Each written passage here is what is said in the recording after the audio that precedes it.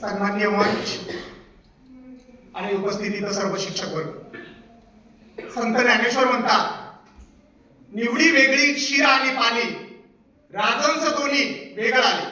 असेच लहानपणापासून निपक्षपातीपणाचा बाळगुण मिळणारे आपले तज्ञ परीक्षक यांना मी सादर प्रणाम करतो आणि याच्या विषयाला सुरुवात करतो. एक झोपडी होती मित्रांनो, आणि त्या झोपडीतून एक आवाज येतोय की मला शाळेत जायचंय. वडिलांचा आवाज येतो इकडून, कुठे जायचंय? तो म्हणतोय मला शाळेत शिकण्यासाठी जायचंय. काही जायची गरज नाही, कारण आधी कामाला आणि नंतर शाळेत. हे फक्त एका मुलाचं वास्तव नाही मित्रांनो, हा भारतातल्या कोट्यावधी मुलाचं वास्तव आहे की त्यांनी शिक्षणाच्या प्रवाहात एवढ्या मोठ्या व्यथा येत आहे. आणि म्हणूनच मी आज तुमच्या समोर शिक्षण व्यवस्थेतील सद्यस्थितीतील अडथळे या विषयावर बोलण्यासाठी उभा. आणि म्हणतात, इथं राबणारा शेतकरी आणि त्यांची मुलं आज जिल्हा परिषदच्या शाळेमध्ये शिकतात.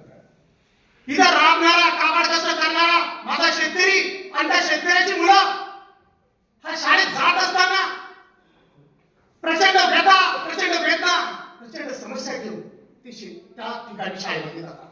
एकीकडे कोट्यावधीचे पैसे देऊन ट्युशनला जाणारी पोरं, एकीकडे कोट्यावधी डोनेशन देऊन मोठमोठ्या इन्स्टिट्यूट मध्ये शिकणारी मुलं, आणि त्या परिस्थितीत एकीकडे शाळेत जाणारा माझा गरीबाचा मुलगा. याच्यामध्ये तफावत असणार आहे मित्रांनो, तफावत असणार का नाही मला तुमच्याकडून ऐकायचं आहे. याच्यामध्ये तफावत असणार नाही, निश्चित असणार आहे. कारण की माझा राब राबणारा शेतकरी म्हणतात ना, आज विजून गेली ढग अजून बाकी, आज विजून गेली ढग अजून बाकी, पाऊस पडून गेला ढग अजून बाकी, रोज जाती जीव, रोज जाती जीव, तरी आत्महत्या अजून बाकी, आत्महत्या अजून बाकी. आणि या आत्महत्या करणाऱ्या शेतकऱ्याचं पोरग आज जिल्हा परिषदच्या शाळेत. ही दबाव आपण कधी घडून काढू शकणार? डॉक्टर बाबासाहेब आंबेडकरांनी म्हटलेलं आहे की शिक्षण हे वाघिणीचं दूध आहे, आणि जो ते भाषण करतो ते गुरगुरल्याशिवाय राहणार नाही. आज समाजात शिक्षण घेत असताना मित्रांनो, आपण जर बघितलं, इंडियन गव्हर्नमेंट 1.28 ट्रिलियन म्हणजे साधारणतः 1.28 लाख कोटी रुपये शिक्षणावर खर्च करतंय, तरी पण शिक्षण अवस्थेतील अडथळे दूर करता कामा नये. आज पूर्ण देशभरामध्ये जर बघितलं, 1 कोटी शिक्षक कार्यरत आहेत.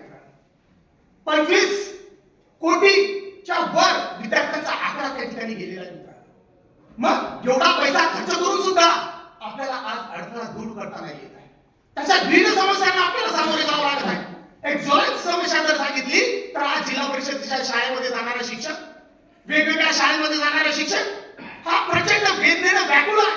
कारण की त्याला समाज घडवायचा आहे, तिच्या गरीबाच्या मुलाला शिक्षण द्यायचं आहे. तो तयारी करतोय, शाळेत जातोय, वर्गात शिकवतोय, आणि प्रचंड त्याच्यामध्ये आत्मविश्वास भरलेला आहे की हिचा काटाघात कष्ट करणाऱ्याची मुलं मी शिकवतोय, हेच देशाचं भवितव्य आहे. आणि एकीकडे पंतप्रधान नरेंद्र मोदी म्हणतात की 2047 मध्ये विकसित भारताचं स्वप्न आपण बघितलं, जागतिक महासत्ता बनण्याचं स्वप्न आपण बघितलं, आणि ते स्वप्न आपण जिल्हा परिषदच्या शाळेमध्ये शिकणारा माझा मुलगा, शिक्षण व्यवस्थेमध्ये सर्वात खालच्या स्तरावर शिकणारा मुलगा हे पूर्ण करणार आहे.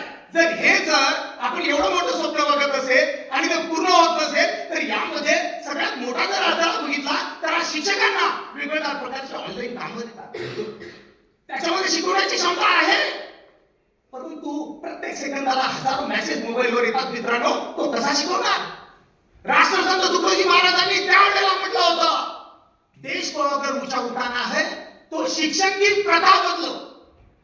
देश को अगर ऊंचा उठाना है तो शिक्षण की प्रथा बदलो, सभी को काम करने दो, ये शिक्षकों की व्यथा बदलो. त्यावेळेला म्हटलं होतं. आज शिक्षकाच्या व्यथा तुम्हाला माहित आहे, वेगळ्या शब्दात सांगायची गरज नाही. म्हणूनच म्हणतात, कुसुमाग्रजांनी म्हटलंय की शब्दाची जमवाजमव म्हणजे ज्ञान नव्हे. शब्दाची जमवाजमव म्हणजे ज्ञान नव्हे, तर त्या ज्ञानामध्ये ती आग असली पाहिजे, आणि ती आग ही समाज घडवत असते. आणि म्हणूनच त्या अडथळ्यांना आपल्याला दूर करायला पाहिजे. आर्थिक विवंचना प्रत्येकाच्या ठिकाणी आहे, हे सगळ्यात मोठी अडचण आहे. त्याच्यामध्ये डिजिटल अंतर जर बघितला आपण, की एखाद्याकडे जर बघितला आपण तर अत्याधुनिक सुविधा आहे शिक्षण घेण्यासाठी, आणि त्याच माझ्या कामाला कष्ट करणाऱ्या शेतकऱ्याच्या मुलाचं साधा मोबाईल नाही मित्रांनो, त्याच्या मोबाईल मध्ये इंटरनेटसाठी पैसे नाही आहे. ही तफावत आपण डिजिटल अंतर कधी दूर करणार, हे अंतर आपण कधी दूर करू शकणार नाही.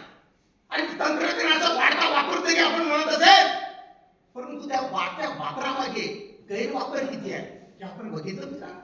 महात्मा गांधी म्हणतात तंत्रज्ञानाचा वापर तर योग्य झाला तर तो प्रभावशाली होतो, आणि तंत्रज्ञानाशी जर आपण गुलाम झालो ना तर तो विनाशकारी होतो, हे महात्मा गांधीने त्यावेळेला म्हटलं.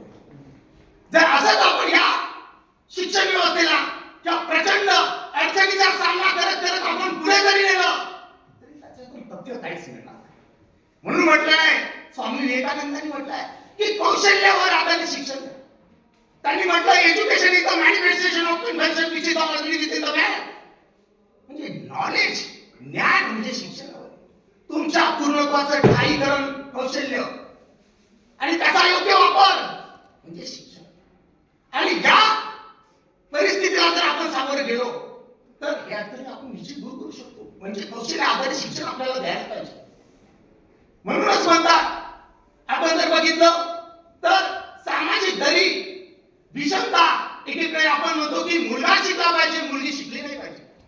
सावित्रीबाई फुले म्हणतात की ज्ञान नसेल तर तो व्यक्ती अंध आहे.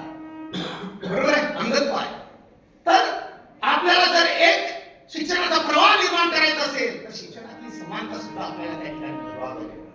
आणि या सर्व दृष्टीने जर आपण काम करत असेल तर मित्रांनो शिक्षणात एक रुबाब निर्माण होणार आहे, आणि शिक्षणाचा रुबाब हा नेहमी असला पाहिजे. आणि एवढ्या गोष्टी जर आपण परिपूर्ण करत असेल तर निश्चित तुमच्या मनामध्ये शिक्षणाचा रुबाब दिसेल, तुमच्या चरित्रामध्ये शिक्षणाचा रुबाब दिसेल तुम्हाला.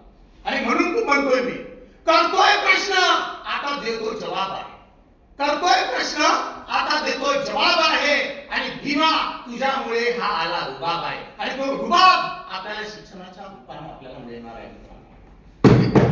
एवढे बोलून की माझे या ठिकाणी मला आयोजकांनी, संयोजकांनी तसेच